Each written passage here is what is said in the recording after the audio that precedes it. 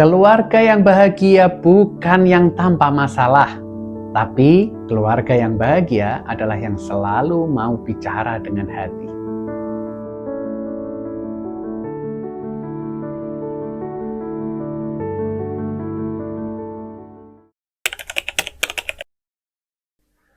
Setiap hubungan rusak bukan karena masalah besar, tapi karena tidak ada lagi yang mau mendengar.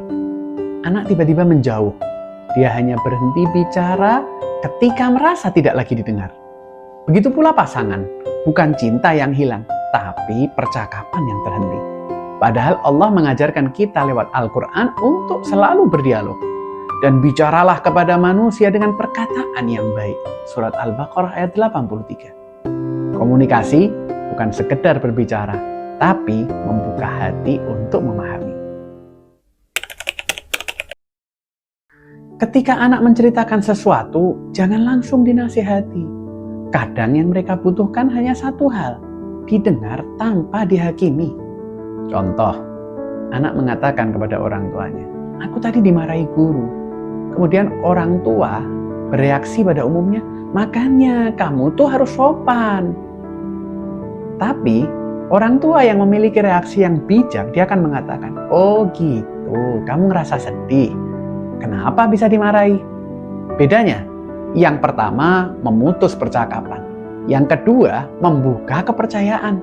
Anak yang didengar akan lebih mudah diarahkan karena hatinya terbuka sebelum pikirannya dinasihati. Setiap anak punya bahasa cintanya sendiri. 5 bahasa cinta anak yang bisa menjadi sarana komunikasi yang cukup efektif. Pertama, sentuhan fisik. Peluk, elus kepala, tepuk pundak. Yang kedua, kata-kata yang lembut, pujian, doa, ucapan kasih sayang, dan lain sebagainya. Ketiga, waktu yang berkualitas, hadir tanpa gangguan, terutama di era zaman sekarang tanpa gangguan handphone. 4, hadiah kecil, tanda perhatian, bukan suap. Yang kelima, tindakan membantu, ikut mengerjakan sesuatu bersama-sama. Cari tahu yang paling masuk ke hati anakmu dan gunakan itu untuk berbicara dalam bahasanya.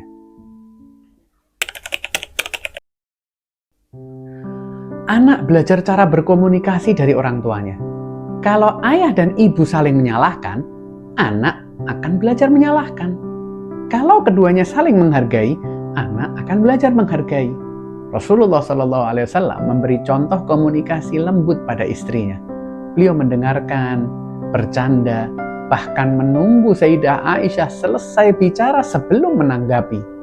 Sebaik-baik kalian adalah yang paling baik terhadap keluarganya, dan aku adalah yang paling baik terhadap keluargaku, kata Rasulullah SAW. Keharmonisan orang tua adalah iklan terbaik bagi anak tentang makna cinta dan adab.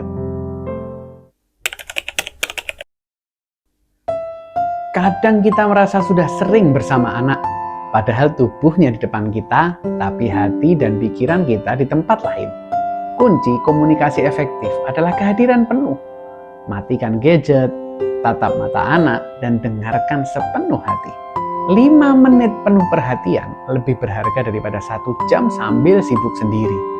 Ciptakan ritual kecil, ngobrol sebelum tidur, cerita tentang pengalaman sehari-hari, atau momen syukur harian. Misalnya setiap malam sebut 1 hal yang disyukuri hari itu. Nah, kebiasaan sederhana seperti ini akan menjadi memori hangat yang tidak terlupakan. Kalau anak mulai menjauh, jangan panik. Bangun ulang kepercayaan dengan langkah kecil. Ucapkan maaf jika pernah keras. Tunjukkan perubahan lewat tindakan. Jadilah orang tua yang real, bukan sempurna, tapi orang tua yang mau berbenah. Ingat, kepercayaan tidak bisa dituntut, tapi bisa diperoleh kembali lewat kehangatan dan ketulusan. Rumah bukan sekedar tempat istirahat, tapi tempat hati kembali pulang.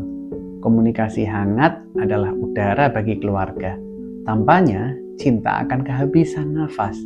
Bicaralah dengan cinta, dengarkan dengan sabar, dan jagalah suasana rumah agar selalu hidup dalam dzikir dan senyum.